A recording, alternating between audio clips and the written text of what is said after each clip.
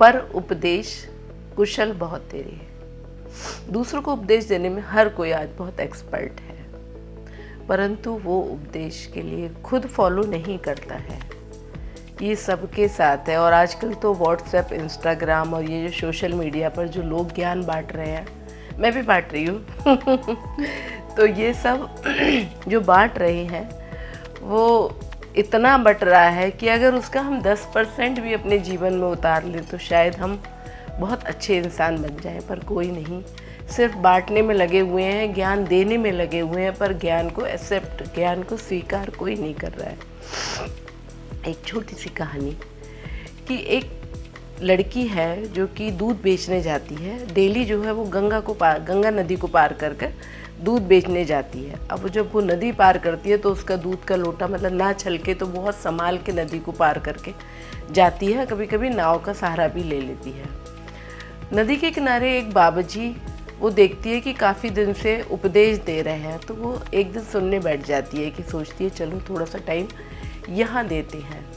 तो जब वो सुनती है तो उस दिन उपदेश में बाबा, वो जो साधु महात्मा थे, उन्होंने बोला कि भाई यदि आप ईश्वर का स्मरण कर लोगे तो भवसागर पार हो जाओगे। उस लड़की के माइंड में ये बात बहुत स्ट्राइक करती है। उसे लगता है कि बाबा जी तो बोल रहे हैं कि भव सागर पार कर लेंगे यदि हम ईश्वर का स्मरण, ये तो एक छोटी सी नदी है तो ईश्वर का नाम जपते हुए तो ये नदी तो पार हो ही जानी है। अब वो ईश्वर का नाम लेते हुए जय श्री कृष्णा नदी में पैर रखती है और नदी नाम स्मरण करते करते नदी को पार कर लेती है और अपना दूध बांट के चली आती है। एक दिन उसके मन में आया कि बाबा जी ने मुझे बहुत अच्छी ज्ञान की बात बताई कि मैं अब नदी बिना नाव के पार कर लेती हूँ, तो आज चलो बाबा जी को उनका थैंक्स तो बोल दूँ और उनको उनका स्वागत के लिए उनको घर भी ले चलते हैं। तो उसने क्या किया, बाबा जी के पास आई, उनको थैंक्स बोला और कहा बाबा जी आज शाम को आप मेरे साथ मेरे गांव चलोगे मेरे यहाँ डिनर पे। बाबा जी ने उनका न्योता स्वीकार कर लिया। शाम होती है, वो लड़की बाबा जी को लेके चलने लगती है।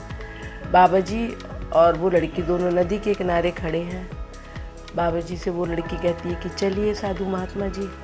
तो वो बाबा जी कहते हैं कि रुको अभी नाव तो आने दो। कि नाव आने दो? अरे बाबा आप ही ने तो कहा था कि यदि ईश्वर का नाम लेके भवसागर पार कर सकते हैं तो ये तो एक नदी है, आओ हम इसको ऐसे ही पार करते हैं ईश्वर का स्मरण करते हुए। लड़की ने नदी में एक पैर रखा और धीरे धीरे नदी को पार कर लिया। पीछे मुड़ के देखा उसने तो देखा कि वो बाबा जी वहीं खड़े हैं। उनका बाबा आप आइए प्लीज़ आइए।